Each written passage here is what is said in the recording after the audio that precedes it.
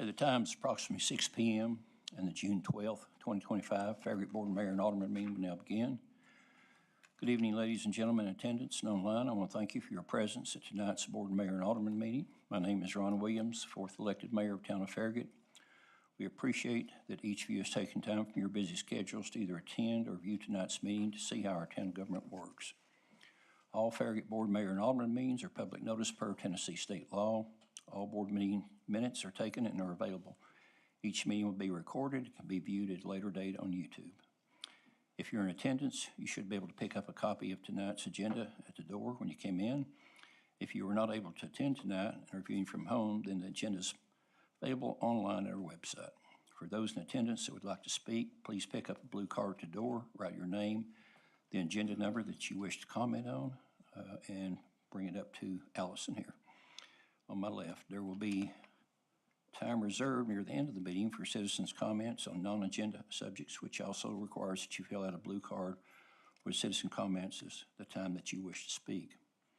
On each agenda item, the mayor will ask the town recorder for the residents' input. During this time, any Farragut resident wishing to speak to the board on that specific agenda item may do so for up to 3 minutes. After being recognized by the mayor, please go to the podium microphone in front of me down here, and in order to be heard and viewed by all.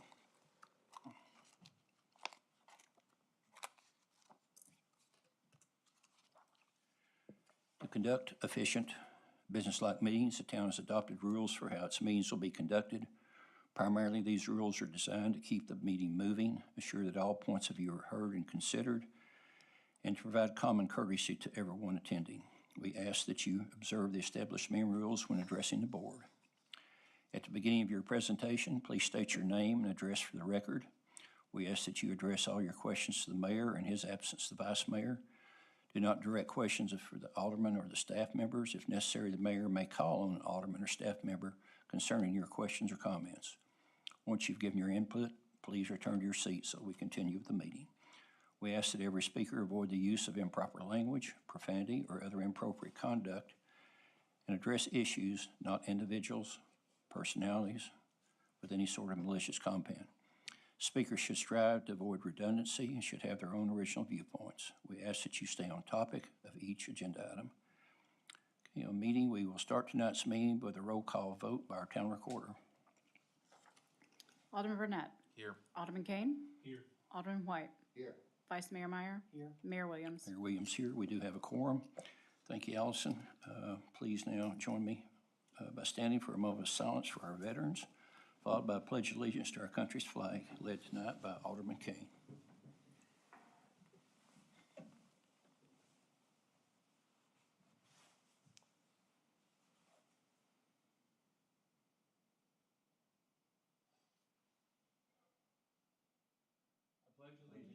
To the flag of the United States of America and to the republic for which it stands, one nation, under God, indivisible, with liberty and justice for all. Thank you, Alex.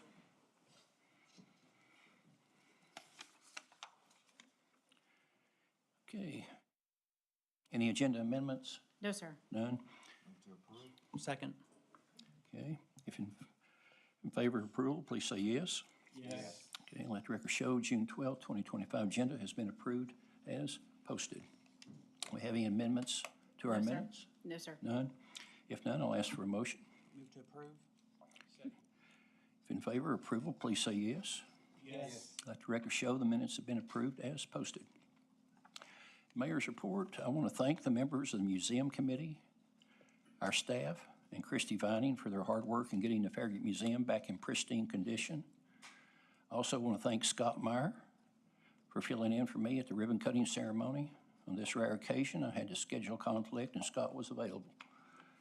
If you've not had a chance to visit our museum, I would highly recommend stopping in between hours of 11 and 2, Tuesday through Saturday. They have their own door now on the west side of the building for Saturday visits. Also want to thank staff for the chalk walk at the plaza. Does any of the other aldermen have anything to report? Mayor. Yeah, so I got invited to 2 ribbon cuttings over the last couple of weeks. The first one was at Dullahan's. You were there, I think, Mayor, as well. Great new restaurant here on the west side down at the Renaissance Center. Very excited to have them there. You'll have to go check it out. And then the second one was at Sweat House at Biddle Farm. Very unique place. Never seen anything like it. Love to see us force David into the cold plunge because he was there. But really unique place, and I hope everybody gets to check it out. But 2 new businesses to Farragut, and get out and support them when you can. And the manager told me that that location has already went straight to the top as far as being a #1 location in the country. So that's, yeah, go ahead. To follow up with Drew, I signed up for the 4-pack at Sweat House already. So David, your challenge is up and now. I also want to thank members of the town staff and friends and family for the well wishes and condolences today. My father passed away yesterday, and the outreach from the staff and the members of this community is forever grateful. Okay, thank you, Alex.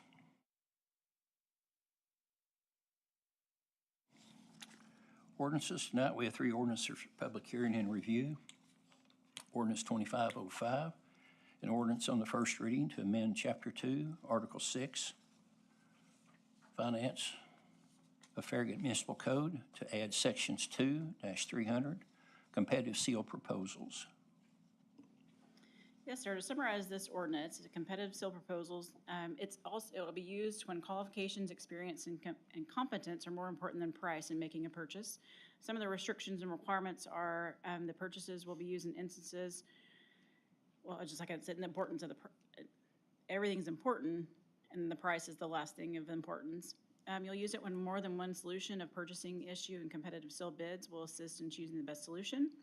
The adequate public notice must be given, and the request for proposals must state the relevant importance of price and other factors. The proposals will be open in a manner in how you also do the competitive sealed bids. And the motion is to approve ordinance 2505 on first reading. Move to approve. Okay. Do we have any residents signed up to No, speak sir. on this item? We do not. Then I'll start off with Alderman White. Alderman Kane. None. Alderman Burnett. No questions. Vice Mayor. Pass. Okay, I have nothing as well. Discussion closed. I ask Town Recorder for a roll call vote, please. Alderman Burnett? Yes. Alderman Kane? Yes. Alderman White? Yes. Vice Mayor Meyer? Yes. Mayor Williams? Mayor Williams, yes. Thank you, Allison. Let the record show ordinance 2505 has been approved on the first reading by roll call vote on June 12th, 2025 at approximately 6:09 p.m. Okay, next will be ordinance 25-10, an ordinance on the first reading to adopt annual budget for the town of Farragut for fiscal year beginning July 1st, 2025, ending June 30th, 2026. Town of Farragut applicant. Thank you, Mayor. This annual budget process is probably one of the most important decisions that the Board of Mayor and Aldermen make each and every year because it sets out the priorities that the board has for this year and the funding that's centered around those priorities. Before I get started, I just wanted to mention there are decades of hard work that have gone into making Farragut the great community it is today. Recently, the town was recognized by Niche as the #5 best place to live in Tennessee, among other accolades that Niche posted out there for the town. And another ranking that came out recently was also from Consumer Affairs. It also ranked Farragut as the #5 best place to live based on affordability, safety, economy, health care, and education, and quality of life. And these rankings just go to show just how important policies, vision, and funding priorities go into making and keeping Farragut a place that people want to call home. Our budget process, Mayor, starts really in January of each and every year with staff submitting their base budgets. We have a BMA retreat that we then begin prioritizing throughout the year what we want to get accomplished. We have a series of workshops with the Board of Mayor and Aldermen to cover all the various funds and the new requests that have been made from staff. And then finally, with this process we're going through now, which is the adoption process before July 1st. all that goes around really talking through what our strategic plan is. And our strategic plan starts with a vision that's very aspirational. It's what we want to be, what our long-range vision is for this community. And to get that accomplished, we have missions and values of what we value in our team as we get the job done and service to the town done as well. Some of our strategic priorities this year are posted on our website so everyone can see what our goals are for the next year as we're working toward accomplishing them. And we have 5 key goals, or what we call critical success factors, because that's what the priorities need to get accomplished, and we have to have a successful year is to be able to reach all these things in order to get to our vision for our strategic plan. So those 5 key critical success factors are connecting our community with excellent parks, greenways, trails, sidewalks, and rec programs, enhancing the town's financial position, collaborating at a local, state, and federal level, supporting and caring for our team, and advancing a high-quality and well-maintained community. So the FY26 budget, it's broken down into many different funds. But the fund we'll talk about the most today is the general fund, because this is our operating fund that all of our day-to-day operations receive revenue and then track expenditure of our various departments. So first, starting with revenues in FY 2026, we project $17,817,804.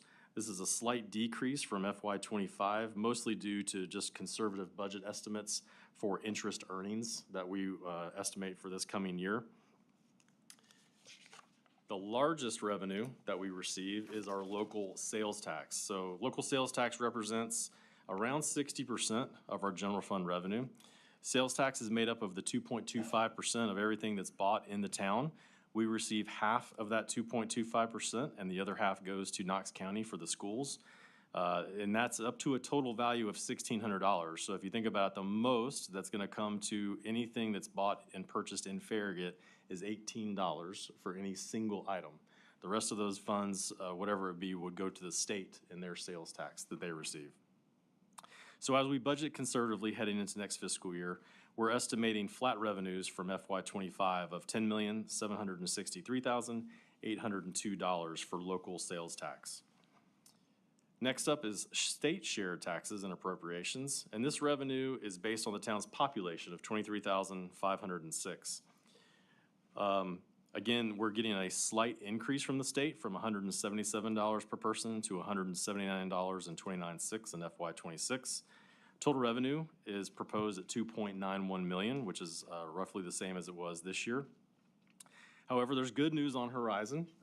We've just received word that the General Assembly this year passed a bill in session that starting in 2026, that the population counts will automatically be updated by the Tennessee State Data Center, and appropriations will then be happening each and every fiscal year. So typically, we would have to do a special census. We would have to reappropriate our numbers based on that special census to then start July 1 of the next year. So this is gonna save cities all across the state, especially the growing ones, from having to go through that process, and it'll be updated annually now, which is a great news. Next up, we have wholesale taxes, which include beer, liquor, and mixed drink. This again is a pretty stable revenue for the town. We project estimates next year of $1,650,800 in wholesale drink taxes. Next, we have building permit and license revenue. These revenues are based on building activity, both residential and commercial. And the fact that this revenue can fluctuate considerably from year to year, just depending on what is going on in the community and in the economy, and really about commercial development that occurs.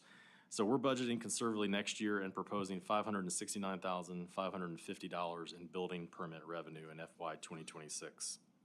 So if you look at our overall chunk of the pie when it comes to our revenues, again, I mentioned earlier, 60% is from people buying things in the town of Farragut, having things delivered to them in the town of Farragut, retail-wise. 16% is the state sales tax, and then there's the rest of the taxes that go along with those revenues. So total revenue, again, next year projected is $17,817,804.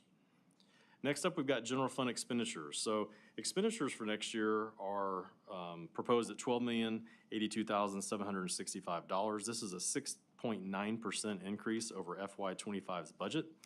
These expenditures are broken down by department and the functions that they provide to the town. Since we are a service industry here with the town of Farragut, the largest expense that we have is people to perform the work that we need and to provide a great service to the community. So historically, personnel make up between 65 and 70% of our overall general fund expenditures. So if you look out over the last several years, you can see how the relationship of personnel costs to operating costs work together. If you look out at our 10-year history of our general fund revenues and expenditures, you can see that through our conservative budgeting practices, the town has maintained a significant gap between revenues and expenses, which has allowed us to pay for needed equipment and projects with cash rather than having to issue debt. Some of the key changes in the FY26 budget that I wanted to highlight include people and equipment. So first, we have just completed a class and comp study this year, which looked at all employee positions and made market adjustments to keep us competitive in the job market. Total cost to implement this is $238,796. The study also looked at benefits and recommended that we add one holiday day. So next year, we are proposing to add a floating holiday that the employee can decide at some point during the year when they would like to utilize that. Some other program changes for personnel include some reorganizations that we were doing or proposing for next year. One is we'll be eliminating the current assistant town administrator position and providing for internal promotional and opportunities to include an administrative services director and a public services director. This is going to help facilitate improved efficiency, help align our strategic goals with our resources, give us greater adaptability, and provide a greater focus on our customer service initiatives. Also included are a full-time training and development coordinator in human resources, moving a part-time admin assistant in public works to full-time, and adding a full-time fleet mechanic to oversee all aspects of fleet service. Overall, the total increase to the budget for these additional positions is $123,968. Also, a few equipment changes that we have proposed in next year's budget. First off is an asphalt patching equipment to help with more timely repairs for potholes that we have around town. Second is to assist with greenway mowing and repair work. Third is for our stormwater program for needed inspections regarding the pole camera. And then finally is an enterprise resource planning software, and it's really an internal computer backbone for our finance, HR, accounting, purchasing, inventory, contracts, you name it. That is an upgrade that we're trying to make in next year's budget to make sure that we can be up to speed and get us more coordinated and more efficient throughout our organization. Final thing, program changes for next year are we're proposing a 3% merit package for all eligible employees at a cost of $173,410. And then also health insurance increase costs from the state of Tennessee plan of $46,634. But overall, if you look at the entire budget, the general fund budget projects $5.8 million in revenues over expenditures heading into FY 2026. And that lets us look at where our fund balance is. So fund balance is made up of several different components. The first one is our assigned fund balance of approximately $7 million, and that's for our road fund, our ADA account, and our facilities account. There's different components of that within the assigned fund balance. Then after putting 30% of our expenditures away in our rainy day fund, we have a proposed available fund balance of approximately $20,925,920 heading into FY 2026. So that's everything about the general fund. Now I'm going to start talking about some other funds that we have. One is our state street aid fund. So this is the fund that we typically do our resurfacing program in. We've been resurfacing approximately 7.5 lane miles of streets each and every year, and this is the main way that we fund that. Next year we have proposed expenditures of $2.2 million and ending fund balance of $2,291,516. Our tourism fund, this is funded primarily and mostly through our 3% hotel tax on nightly stays by visitors to our area. We have revenue projected of $661,000 in FY26. Two big initiatives that we've got in next year's budget are the purchase of a portable stage and phase 1 of our wayfinding program. Also this year, our museum's back up and running now that we're back here in Town Hall, so we have expenditures included for that. And at the end of the year, we anticipate a fund balance of $579,902 in the tourism fund. Our ARPA fund is winding down. We've received revenues already from this. Now we're working on getting our last projects completed over the next year and a half or so. We have until December of 2026 to expend all these monies, and the remaining project that we have that we're working towards is the broadband infrastructure project, which is currently underway. And we anticipate expenditures this year of $1,213,764.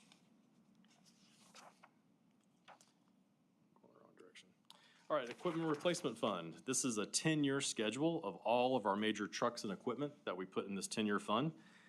This year we have expenditures of $585,000 and a transfer in from the general fund of $225,000, which will leave us with a total fund balance of $1,063,383.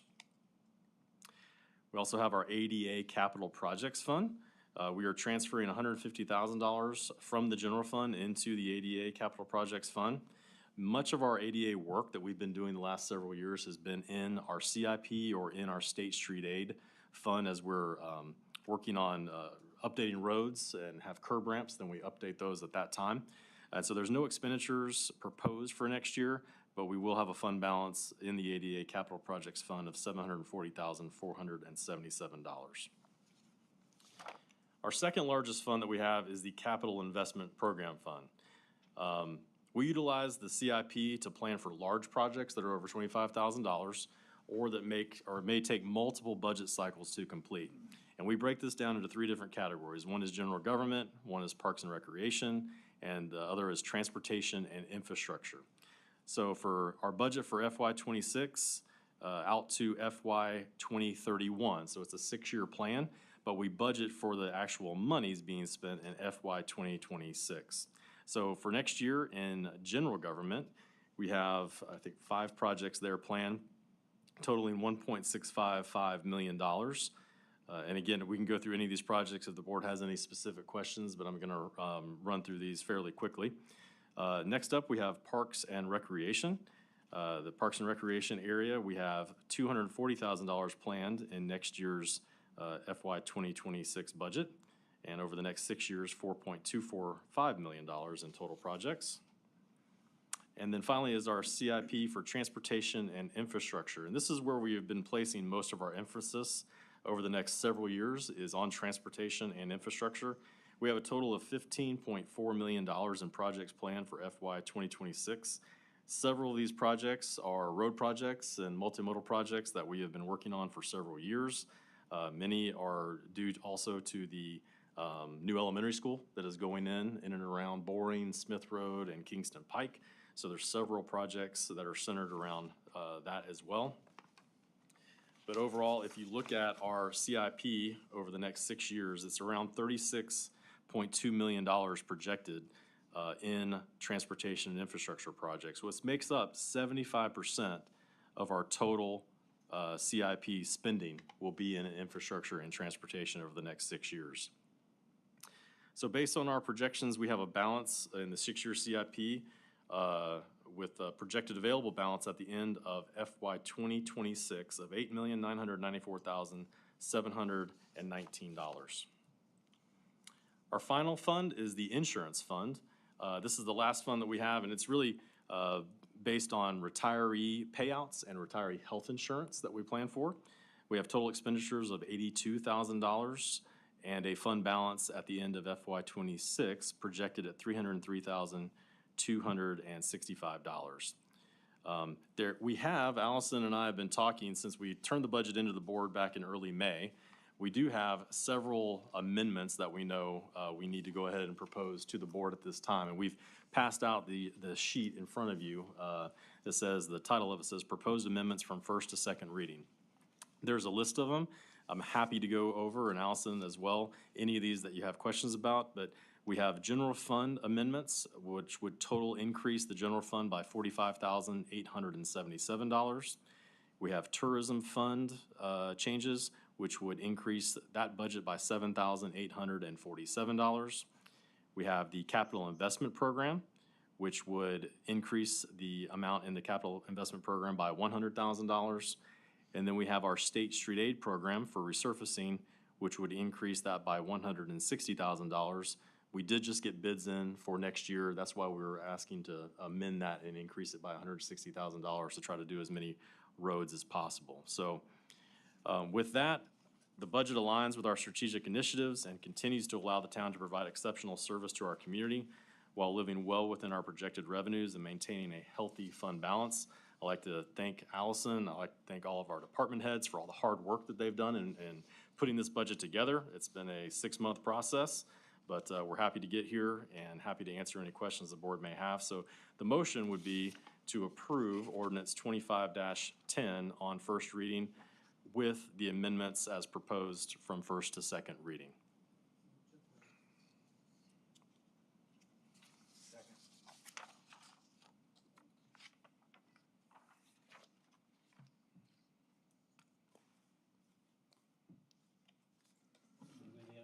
I do. I have one speaker. It's Louise Povlin. And when you come to the microphone, there's a button on the top of the microphone. Just press that.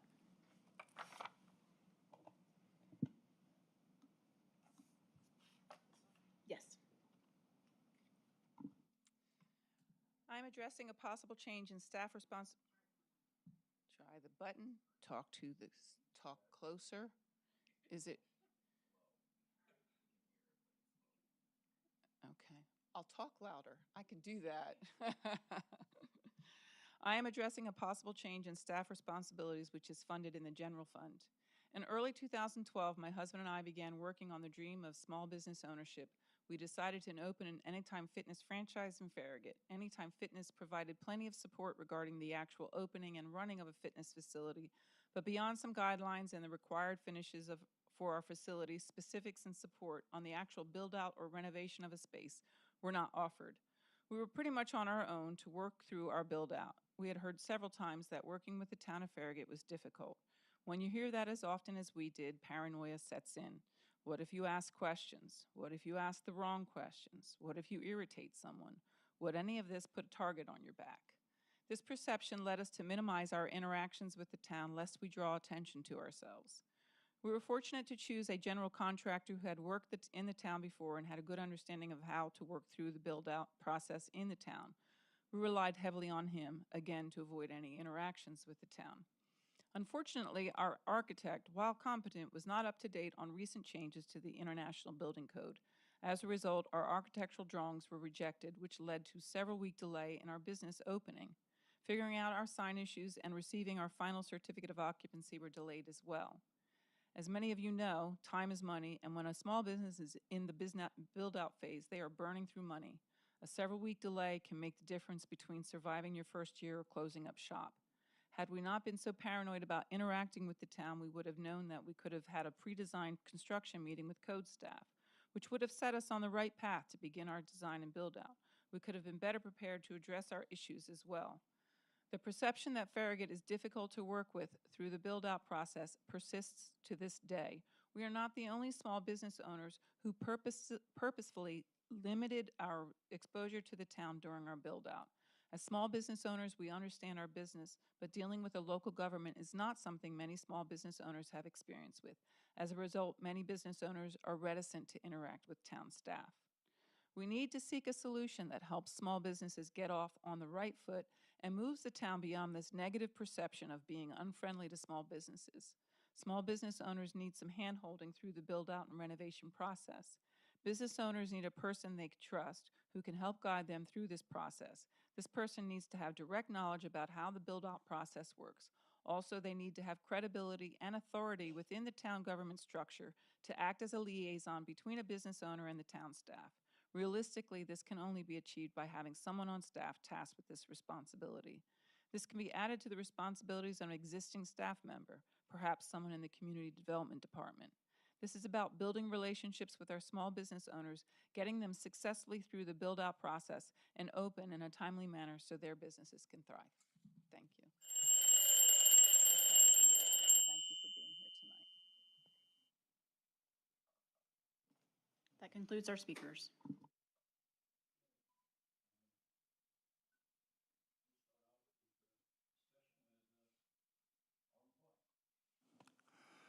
Thank you, Mayor.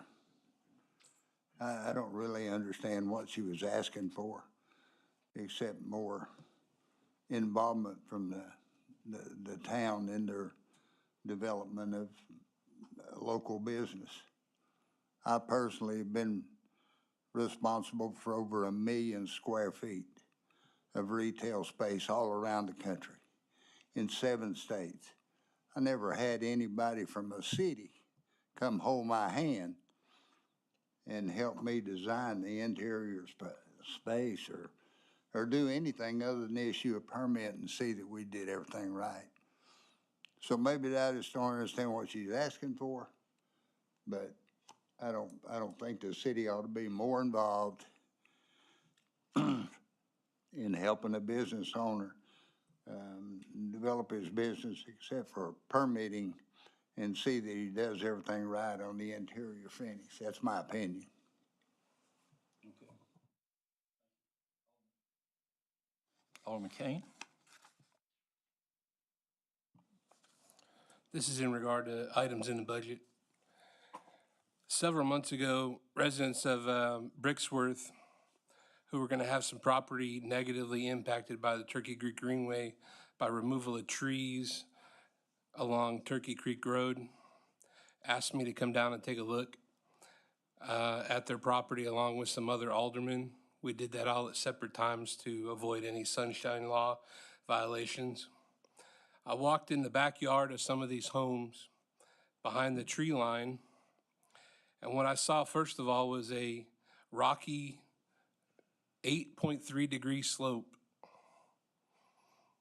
that's currently hidden by the road, from the road by the trees.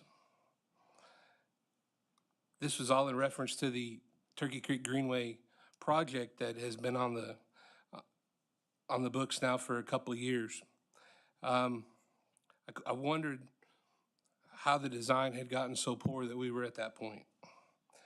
At the time, the resident that asked me to come see him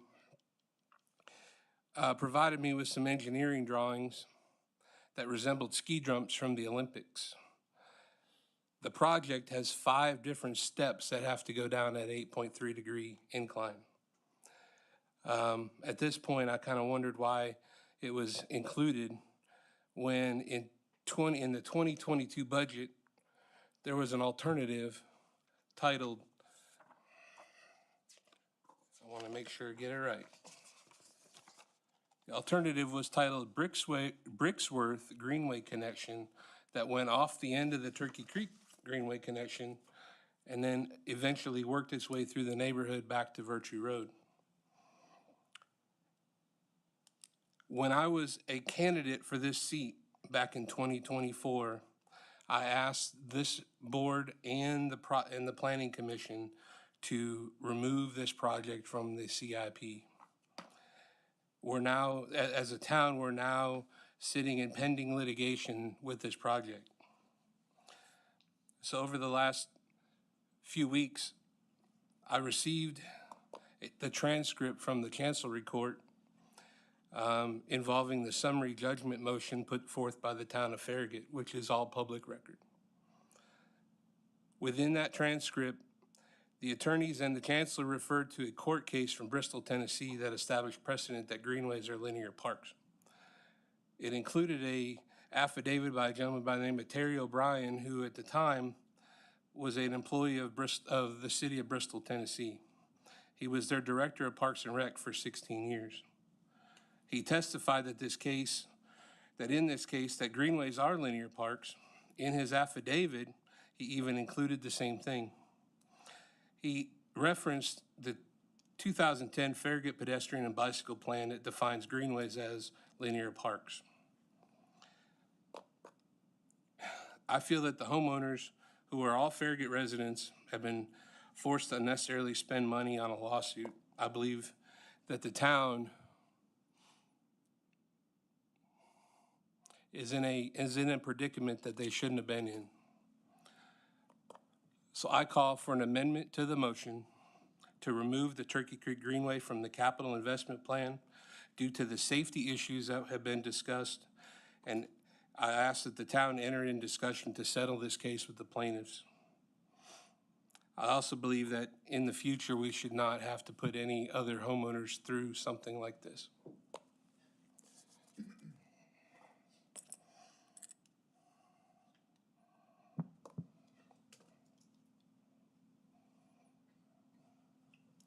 Yes, sir. Then we'll move on to Alderman Burnett.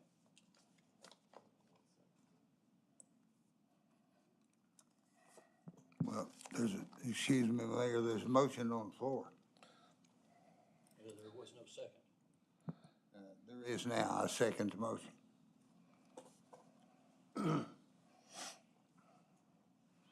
on, so I made the motion, so, and Drew seconded the motion to pass the budget, so that's what's on the floor. Yeah, that's what's on the floor right Yeah. now. But then I asked for an amendment to the motion. And I'm not gonna amend my motion for that. Okay. Then we have no choice but move on.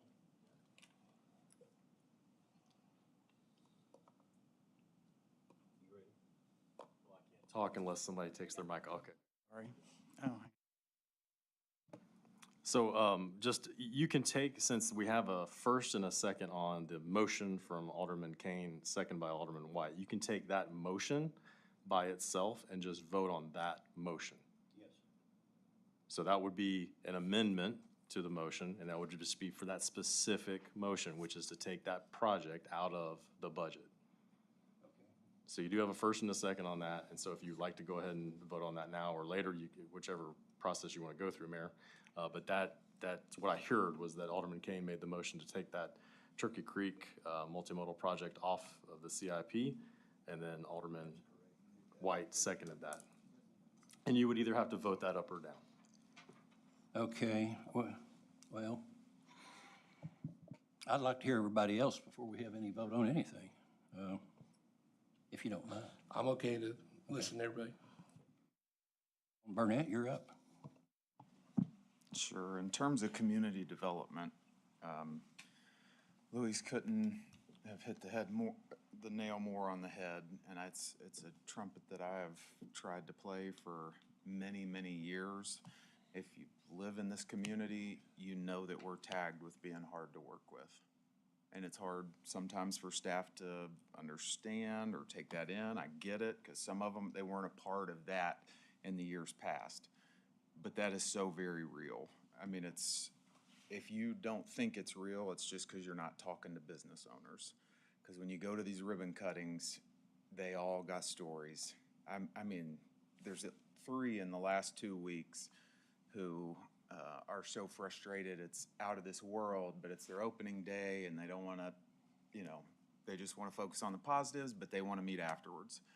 And there is that major concern of retaliation, although I've not seen that happen. I'm not saying it happens. I'm saying from the outside, they don't want to talk to town staff because they're worried about future inspections and things being held against them. I think it's just a natural worry, but having somebody on staff, whether it's a new staff member or an existing staff member that has room on their plate for this, it would serve our community so well, it's not even funny. To change that dynamic of businesses coming in, and we're not helping businesses build a business, nobody's ever saying that.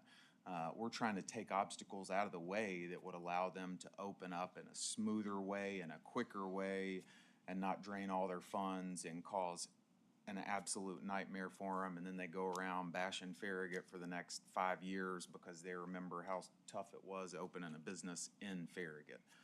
So this, I was working with Trevor on working with small businesses while he was here. Now that he's gone, I hope somebody can step in and take that role, because our businesses deserve it, our town deserves it, and our reputation deserves it, in my opinion. I don't have a whole lot to add for the budget. It seems unwise to really talk about a project that we're in litigation over. I'm assuming I can't really ask Tom stuff right now. Yeah. If you look back, Alex, on I'll just say to anybody, if you look back in the meetings, you will see the Brixworth Greenway project and why it was passed over unanimously, from cost to ADA accessibility. If you went out to Brixworth, you see that hill. all you gotta do is go back and look. All those are detailed out. The price is way more expensive. The land does not allow for it. And, oh man, you just can't, I mean, I guess I'm gonna choose to not say a whole lot more and let the process play out, but I have a ton to say. We didn't do things to people. We brought a plan, just like the road that we're working on Virtue right now. We've got the plan, it's years out. We're meeting with neighbors, we're talking, we're seeing what neighbors want to do. I think we're gonna have another meeting, or a meeting in July for the whole community on Virtue Road. And that's how we do things. We meet, we talk, we change it. The beginning thing that they show, if you've been around here long at all, the architect brings in a design that is, it has more things than you could ever imagine on it, and it never goes that far. It never goes that way. But that's the starting point for us to start engaging the community. Us give our feedback, get feedback from the community, come up here and give that feedback. And we can't do that for this Greenway project because we're in a lawsuit and gotta let it play out. So it's unfortunate that we don't get to communicate with everybody out there right now about this project like we're doing for Virtue. But yeah, that's, can I ask you a question, Daryl? You could just give a yes or no, it's pretty simple, but, Please come on you up, know, Daryl. you keep hearing about these ski jumps, okay, from a few different people for the Turkey Creek Greenway. I don't really know what that means, but if you go to McPhee Park and you come down from the upper part, and then you go, instead of going around the soccer field to the right, you take the sidewalk down where you've got the great lawn on the left and then the soccer field on the right. That greenway, or whatever you call it, greenway sidewalk, it ski jumps for ADA purposes. You don't go like this, you go like this, then you go like this, then you go like this, then you go like this. That's the 8.3% grade. Exactly. Then you have to have a landing and another 8.3% grade. Right, exactly like like this, flat, this, That's what's flat. proposed on the Turkey Exactly. Creek. So that's the same thing. There are no ski jumps. There is no jumping a bike like was mentioned previously. Go try and jump a bike on that. Like, I don't know, you'd have to go 100 miles an hour to get some air. But we just keep hearing these things thrown out that just, I think one thing that concerns people is they see an exaggerated scale in the project plans. An 8.3% grade will look a lot steeper when the scale is kind of mashed together. Does that make sense? it does. I wanted to make sure when I keep hearing ski jumps, is it the same thing like McPhee? And that's exactly what it's, an ADA thing, and you can't jump it, even though that's what people keep saying. So yeah, I would just encourage anybody that is curious about, well, why didn't we just take it up the Brixworth Hill? All that's in our meeting notes from a few years ago, from the ADA standards to, you saying something? Oh, well, there's a 3-to-1 slope going up through Brixworth. That's a lot steeper. I understand. So I won't go anymore. I apologize, but I don't know how much we're allowed to talk about this or not. So thank you for clarifying that. I think that's all I got, Mayor. Okay, thank you, Alderman Burnett. Vice Mayor? Sure, a couple things. So I tend to agree with Louise. I'm part of a major construction project over off North Shore in the Town Center Boulevard area. And the folks who are building the ambulatory surgery center make fun of Farragut and say, thank God we're not building in Farragut because they're so hard to deal with. And so I still share that I'm the vice mayor, and I think we're a great place to live and a great place to work. But it does give me pause to think that perhaps in reality with our small businesses, we have to do better by reaching out to them and helping them get through the codes and the requirements that they have to go through in order to be successful with their construction. So I do think that, I don't think one staff person can be that liaison. I think it worked really well with Trevor. I think that we need to go back and revisit that. So I definitely support what the former vice mayor had said, and I think we should take it to heart. For the Turkey Creek project, I was one of those aldermen who walked the yard and looked at the scale and the scope of the project. And to me, it doesn't make sense that we would be able to, with the project as it is currently, be able to deal with the slope of the hill. I'm also very concerned about taking up folks' property. I want to see the project to be aligned with the right-of-way that we have with the town property, but not go outside of that. So, but I don't want to take the money out of the budget. I want to keep the money in the budget so that we can work together to come up with a solution that everybody can live with. And so taking the money out of the budget, I don't think is the right move. Just like with Sonia Drive, I'm also very concerned with that project as well. Alderman Kane and I have received lots of negative comments about the road widening that's involved in the Sonia Drive project. That footprint's too large. The people who live on Sonia Drive don't want the road widened, and I believe that we can build the sidewalk within the right-of-way and maybe take up a little bit of property outside the right-of-way, but not a lot. But this is an example of over-engineering done by the town of Farragut, and it needs to stop. We have to bring a stop to this because we're scaring residents, and there are people out there who are causing fear, and I get that, but it's our job to speak truth to those situations. And so I don't want to take the Sonia Drive dollars out either, but I will tell you right now, I'm not going to support the plan as it is currently. With widening the road, I think we can just have a sidewalk, maybe improve the curb and gutter, but we don't have to widen the road. So I'm not going to support that. But this is not the time to have that discussion. The time is to go ahead and get the budget passed. And so I want to keep the money in the budget for Sonia Drive, and I also want to keep it in the budget for Turkey Creek so that we can get these projects moving forward. Mayor, can I add something to Scott's? Yeah, go right ahead. Make it more I think you articulate, made a good- please. No. I think, you know, I kind of brought this up a few meetings ago. Scott brought it up, just nail on the head. We understand when we see a project like, okay, that's the architect doing something crazy bigger than we would ever want. But that's the first thing people see, right?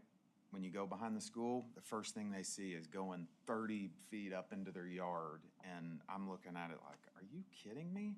Well, that's not what we want, but it's the first thing that comes out. Turkey Creek Greenway, shoved, you know, I don't remember what the initial one was, 10-foot grass strip, another 12-foot greenway. Well, that will never work there. We know that, or I know that, but it scares the snot out of people. We need a way for our initial design not to do that. And it's an image thing, because like I said, like, we know that. I think Scott knows that from looking at that first drawing of the road widening. I know it, but it scares the community, and then we get reactions like lawsuits and things before we even get to discuss it. So if there was a way that initial plan for whatever the project is was a little more realistic of what we intended it, or, you know, the first shot at what we intend it to be, I think it would cause less headaches for the community and for us. So I just agree with that. Okay, thank you. Mayor, can I answer or Go right ahead. some of these, we've had a few comments so far. So I just want to make sure that the board understands that when we look at any project that the board has approved in the CIP, there are standards that we have across our community, across our town for roads, for sidewalks, for greenways, for projects that are in our rights of way. And our staff, their job is to go and say, here's our standard, we're going to build whatever it is to that standard. So sometimes those standards are going to take up these grass strips that you're talking about, these widths of sidewalks or greenways or whatever it may be, depending on the type of street that you're on, okay? So that's why it may look so much different, because there may be nothing there. There could be just a very narrow 2-lane road. Our standards say that road needs to be widened, and we need to put pedestrians on there to have an alternative mode of transportation for them too, that it's safer to not be on the road. And that's what we're trying to build to. Of course, it's gonna look way different to a resident. It's gonna be much different to the resident because they're used to their front yard being what it has been the whole entire time they've lived there.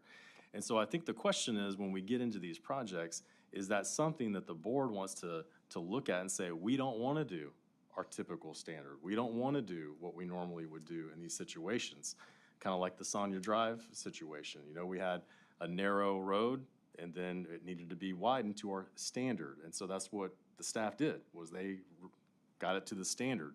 I think now we're looking at these saying, okay, are those standards different? Mark's going through the planning commission right now, looking at the various streets that we have left to do in town and coming up with different standards for each and every street to really solidify what that looks like for more of a country feel versus a larger, maybe arterial road or something like that. So we're trying to get there. We're going to go to the planning commission here soon regarding that. But I think that our staff just goes by the standards that we have in our subdivision regulations and our road building projects and those things. It's the communication that we obviously can do a better job at, I think, and communicating what that looks like to the public. We do surveys, we do staking, we do all these things to try to let people visually see what that would look like before we would ever go and do any type of project at all. That's why we want to get that feedback is, okay, now you've seen this, now let's talk about what that may look like. But it takes right-of-way, it takes construction easements, it takes slope easements to make some of these things fit as you go forward. And for a growing community, you're gonna need to add these things, and we have added them. They've been our standards for 30-plus years. You know, they've modified and changed. But the reason we've been able to add greenways, add sidewalks, add all these different amenities to the town is because there was a vision a long time ago that we wanted that for the community. We didn't want to be Knox County. We didn't want to have these narrow roads that had no sidewalks and no other alternatives. So I think we can definitely better communicate. We can definitely have as many meetings as we need to with the residents to understand that. But I think also when we're planning these projects on the front end, it would be helpful if the board says, we really don't want to do X, Y, Z. Tell us that, and we will go design it based on what the board has a vision of. It may be different than what's on paper. My only feedback is we just gotta use some common sense. We don't need a standard road design for Turkey Creek. You could look at the geography. I'm just saying, if we use common sense on Turkey Creek, we know we're not gonna do our typical road widening and our typical grass strip and our typical greenway. We know that. Staff should know that beyond a shadow of a doubt without even driving out there. It will not work. So doing that would save residents a ton of, go ahead. No, the only comment I will make about that particular project is that we never got a chance to have those conversations because they filed litigation against us. So because of that, everything stopped. Okay. Well, we'll start off with, the board does not, The light on. okay. I wanted to comment on this Turkey Creek thing. There's a whole lot of smoke and mirrors. And nobody but Scott has mentioned the property owner. The property owners that filed a suit. Now, you think about this a minute, everybody here and everybody that's watching. That trail goes 25 feet up in her front yard. 25 feet. Strangers are walking close to her house. So let's mention the whole thing, guys. Let's not dole out a bunch of smoke and mirrors. That's the reason we're in a lawsuit. So we may do a lot of things, but let's not paint it with beautiful colors, and let's tell people the truth. That's all I have. Okay, is everybody, oh, you got one more? I'll Okay. have a quick comment. Okay. We're not going up into anyone's yard for the 8 to You got your 20 chains? He'll get his. for the 8 to 20 people that are listening on, David? for anybody listening or watching. I'm sick of hearing it. Let's move on. You're out of order. I don't think I am. Well, anybody that asked to talk on this board can, I mean, whether you ask 2 times, 3 times, whether Alex does, Scott does, Drew does, David did. Let me speak, okay? He's repeating the same thing over and over, just in a different way, Mayor. So are you, so let's move on, Let's move on. okay? So anybody listening to what was just said, no one is going into the front of anyone's yard on Turkey Creek. Nobody. We've never like David said, we've not gotten to discuss the plans at all. We know they don't work out there. It's not a possibility of those plans working out there. Nobody is in their yard. The only people that are in their yards right now are because they may drive a bike out there and run for their life to get in the grass. But there is no greenway, there is no sidewalk pushed. Mayor, we way know up there's into not the a top of greenway people's out there. Now yards. we're talking about the greenway that they're planning on building, for Christ's sakes. Let's shut the man up and go on. You don't know what he's talking about. You just said people are in their yards, 25 feet in their I yard. said the trail is going 25 feet up in their yard. Stop.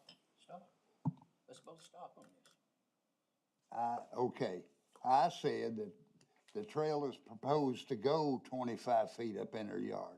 It's not up there yet, that's why they're in a lawsuit. That's neither here nor there, okay? No, it's just the truth. We don't seem to know the truth.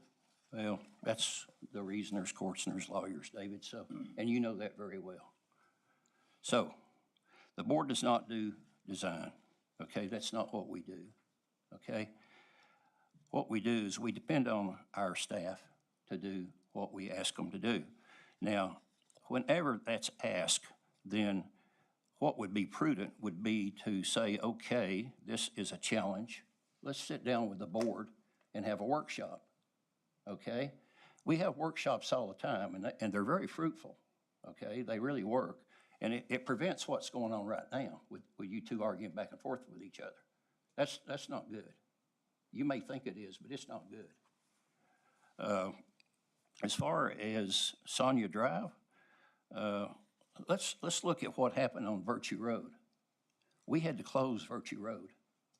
Okay, now, if we did the same thing on Sonia Drive, we would have to close it. Because what would have to happen is, if you're going to build a sidewalk, then you have to have some place to put dirt.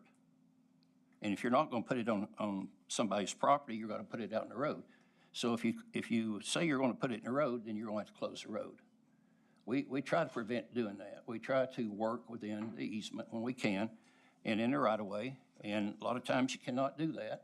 And you have to purchase, or you have to try to work with a property owner to do the least amount of disturbance on their land as possible.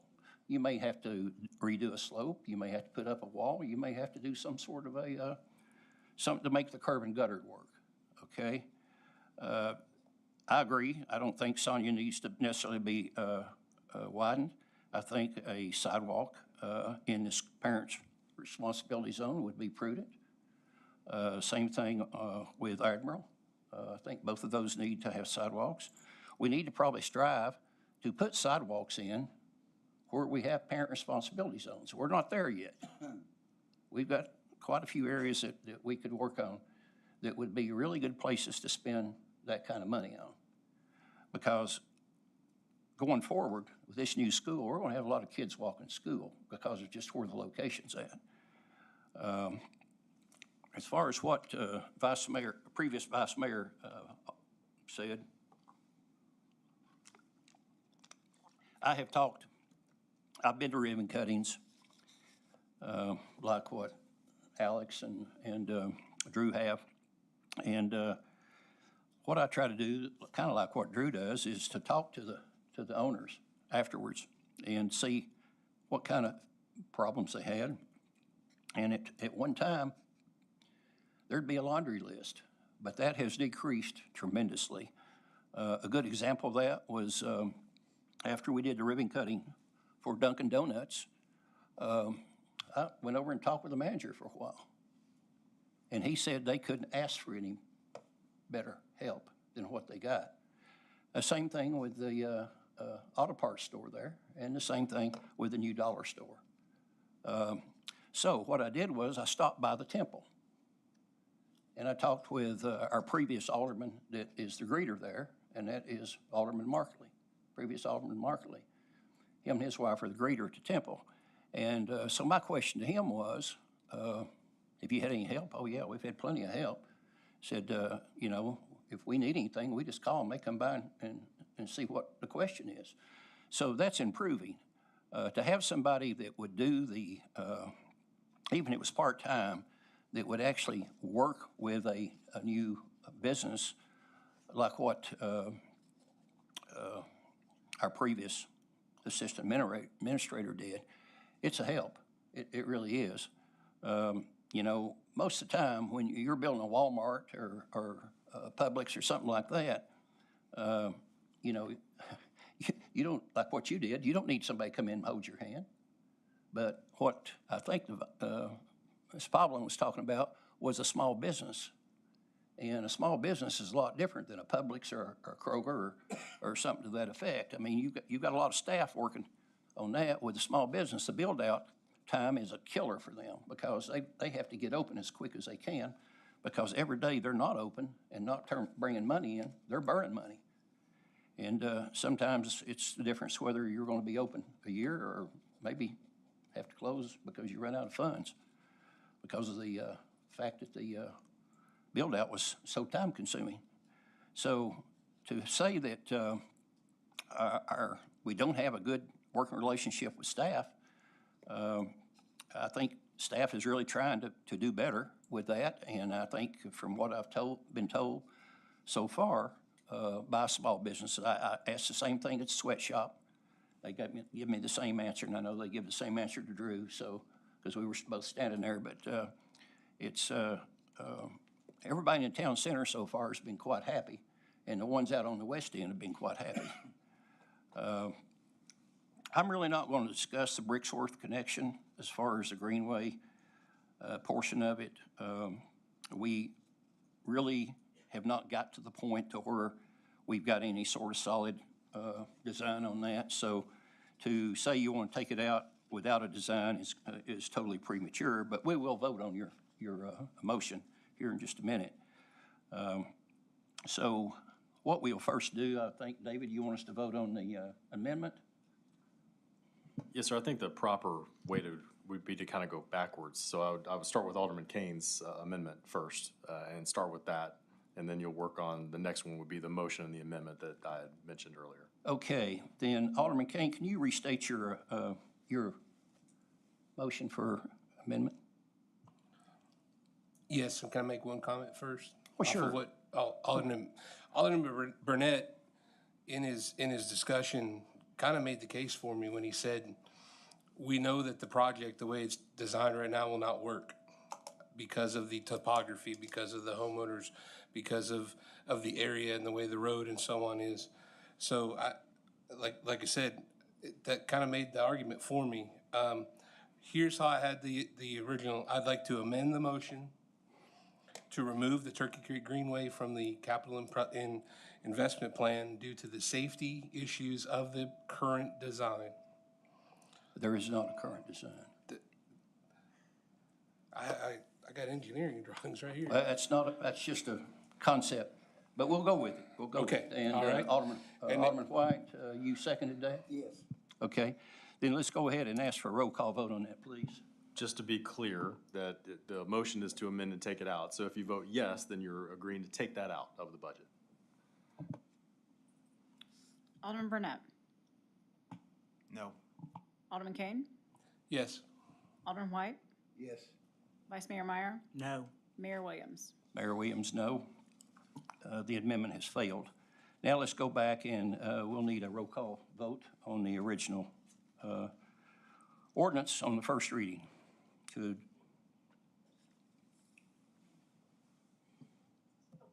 Yes.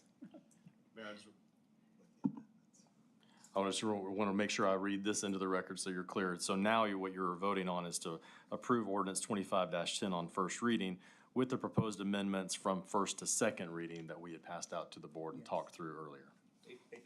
excluding the one that we just voted on. That's correct. That's excluded. This is just what's in the motion, in the budget currently with the proposed amendments from first to second reading, the paper that's in front of the board right now. Alderman Burnett. Yes. Alderman Kane. No. Alderman White. Vice Mayor Meyer. Yes. Mayor Williams. Mayor Williams, yes. Okay. Let the record show ordinance 25-10 has been approved on the first reading by a 3-2 roll call vote on June 12th, 2025 at approximately 7:07 p.m.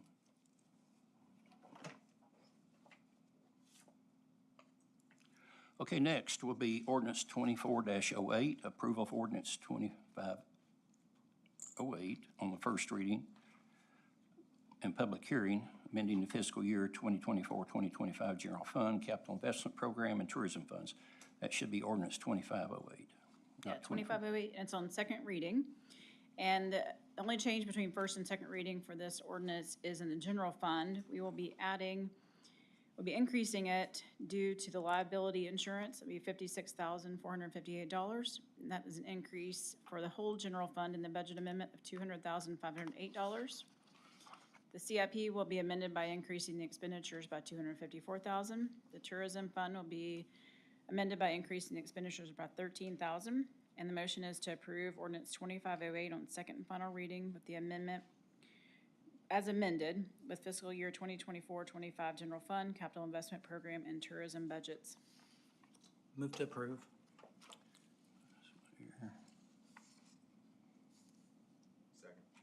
Second.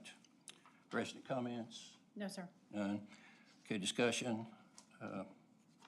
Vice Mayor? Passed. Pass. Alderman White? None. Alderman Kane? None. Alderman Burnett? No questions. I have none as well. Discussion closed. I'll ask for a roll call vote, please. Alderman Burnett. Yes. Alderman Kane. Yes. Alderman White. Yes. Vice Mayor Meyer. Yes. Mayor Williams. Mayor Williams, yes. Okay.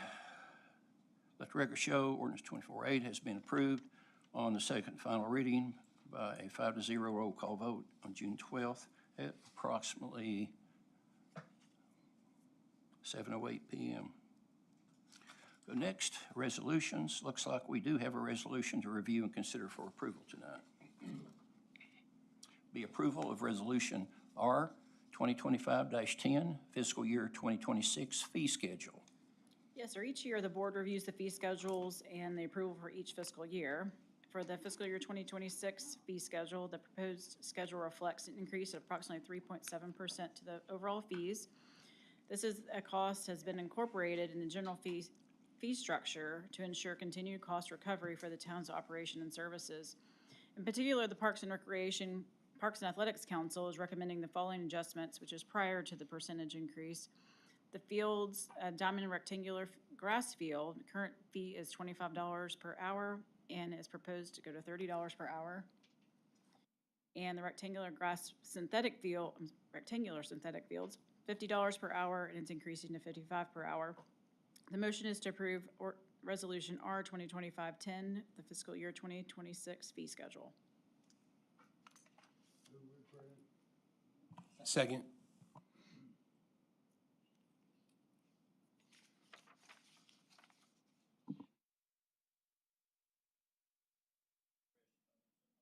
No, sir. Okay, discussion. Ron Ostrach, would you like to come up to the microphone, please? And be sure to press the button on the outside. The reason I called Ron up is if we've got questions, he'll be the one to answer those, so. Looks like it's on. Any questions on this? Okay, Vice Mayor? Okay, Alderman White? None. Alderman Kane? None. I have none. Alderman Burnett? No questions. None. I do have one. Where are we dollar-wise with other parks as far as our fee schedules? Off the top of my head, we are in the ballpark of what other parks are. So to Okay. speak. we're not far off as far as fee schedule. Okay, so we're not up to them yet. Okay, that's what I wanted to know. Okay, that's all. Thank you. Okay, on this, I think just simple resolution. We'll just ask for a yes vote. If you're in favor, please vote by saying yes. Yes. Any noes? Then, looks like Resolution R 2025-10 has been approved as requested on June 12, 2025 at approximately 6:10 p.m. Business items, with 6 items to review and consider for approval, I'll ask if the board wants to take a short break. If not, we'll move on. Everybody good? I'm good. Okay, always going to ask. Okay, so we'll start off with approval of ADA trail improvements at Mayor Bob Leonard Park. Thank you, Mayor. Good evening, Board. Ron Ostrike, Director of Parks and Recreation. I'm seeking approval tonight of a contract to complete ADA path work at Mayor Bob Leonard Park. This has been a well-discussed project since before the formal approval of the LPRF grant back in 2023. The project will consist of an ADA-approved pathway from the Harrison Road parking lot to the Synthetic Field 1, an ADA-approved pathway from the restroom building down to the upper ball diamond, and a small ADA improvement behind the west ball diamond. The proposed budget for this portion of the LPRF grant is $180,000. We received no bids for the project at our April 10th bid opening, and after approval from TDEC, we pivoted, obtaining qualified quotes for the project. 2 qualified quotes were obtained, and 1 additional contractor rejected to submit quotes. The low quote was from Whaley Construction LLC. We are recommending approval of this contract with a qualified quote of $161,487. Whaley has a strong reputation in concrete work in our area, and we have worked with them in the past. After design and engineering, the overall project budget remains under budget by nearly $2,300, and we're anticipating all of this work to be completed by the end of August. Are there any questions? Second. Okay, DW, Vice Mayor. Okay, do we have any resident comments on No, this sir. one? We do not. Then discussion, Alderman White? No. Alderman Kane? None. Alderman Burnett? No questions. Vice Mayor? Pass. Well, I do. I think Whaley does an outstanding job. They did a really good job on Concord Road, and they sure helped us out on a couple of other emergency projects. So on this one, I'll ask in favor, vote by saying yes. Yes. Yes. Any noes?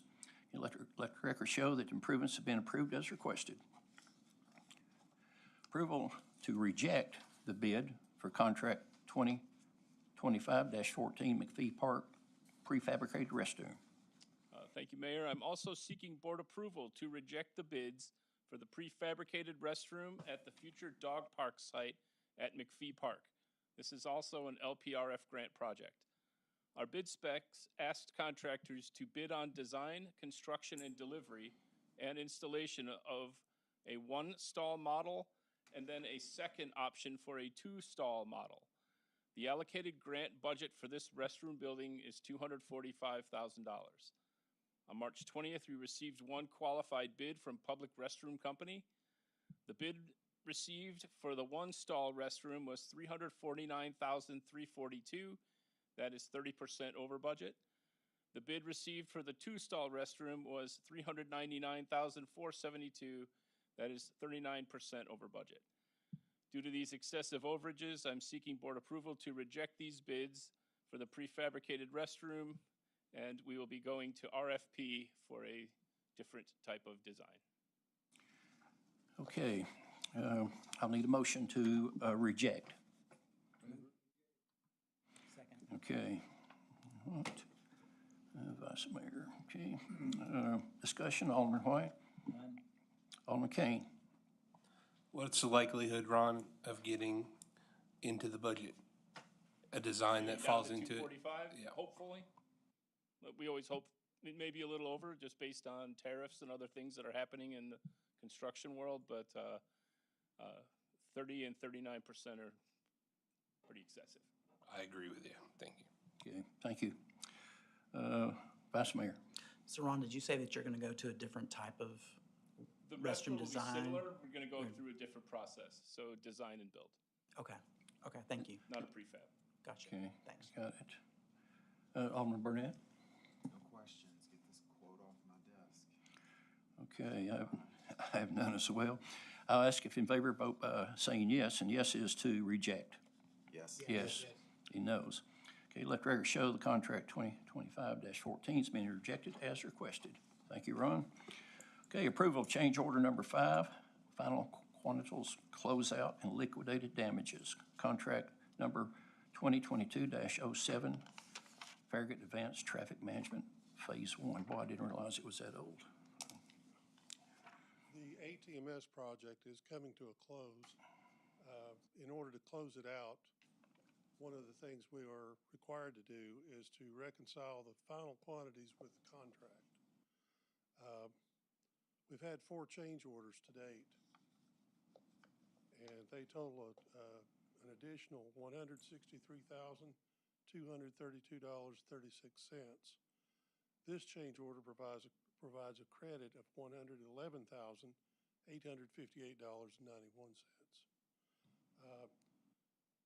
Adding all the change orders up, adding that to the original bid price, the final contract amount is $4,928,209.63.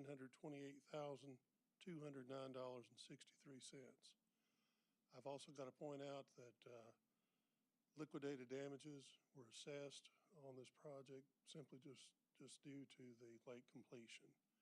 That was a total of $223,000. All that being said, staff recommends approval of change order 5 as presented. Okay.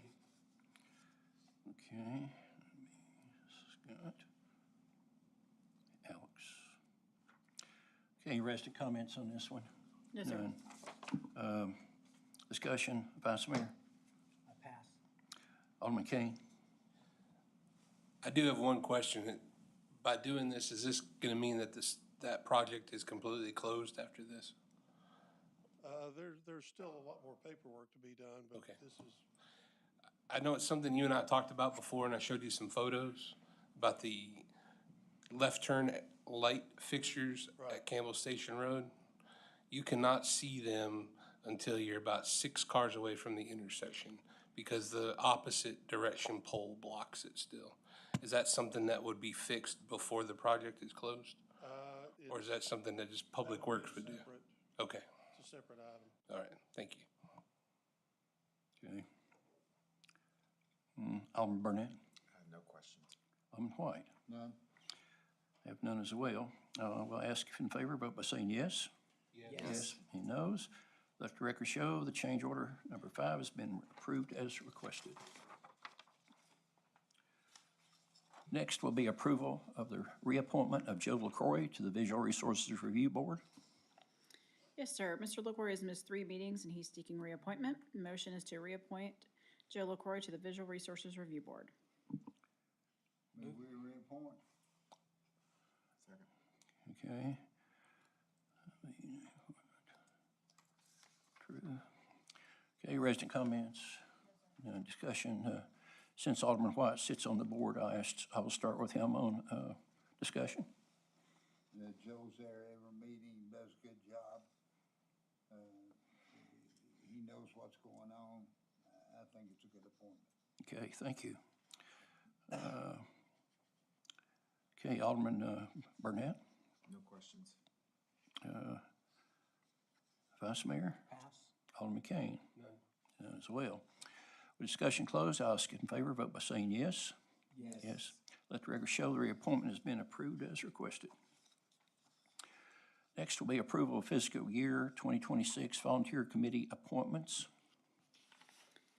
Yes, sir. So I'll go through the slate of the appointments that were discussed in the workshop today. The Arts and Beautifications Committee, we have the last names are Craddock, Hansler, Lynch, Walker, and Whitehead. Board of Zoning Appeals is Holiday. Museum Advisory Committee is Hansler, LaMarche, Osborne, and Rhodes. Tourism Committee is Whitehead, McNamee, McGill, Pinchuk, Ruffalo, Campbell, and Honkin.